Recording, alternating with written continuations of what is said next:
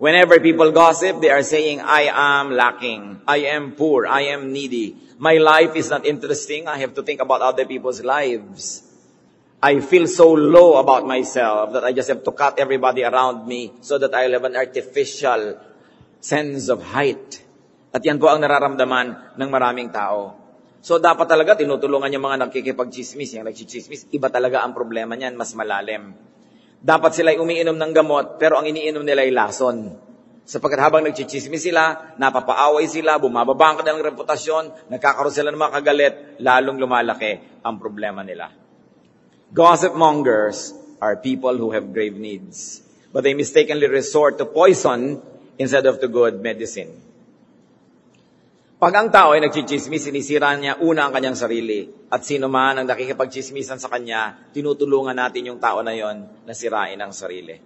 To join them is to help them ruin themselves. Psalm 20 verse 7. Mayroong umaasa sa karwahing pandigma at mayroon ding sa kabayo nagtitiwala. Ngunit sa kapangyarihan ni Yahweh na aming Diyos, nananalig kami at umaasang lubos. Ang context nito sa gyera. Ang pinagtitiwalaan daw ng iba, mga sasakyan, mga kabayo, mga kagamitan. Pero ang pagtitiwalaan daw ng mga anak ng Diyos, ang Diyos mismo. So, yung mga hindi adequate ang buhay, ang pagtitiwalaan nila to hit below the belt, to hit negatively and wrongly, to gossip, to criticize, to complain, to rebel. Samantalang yung mga godly people will resort to the name of the Lord, to the way of peace, to the way of fruitfulness and productiveness. This is how the people of God must face their inadequacies.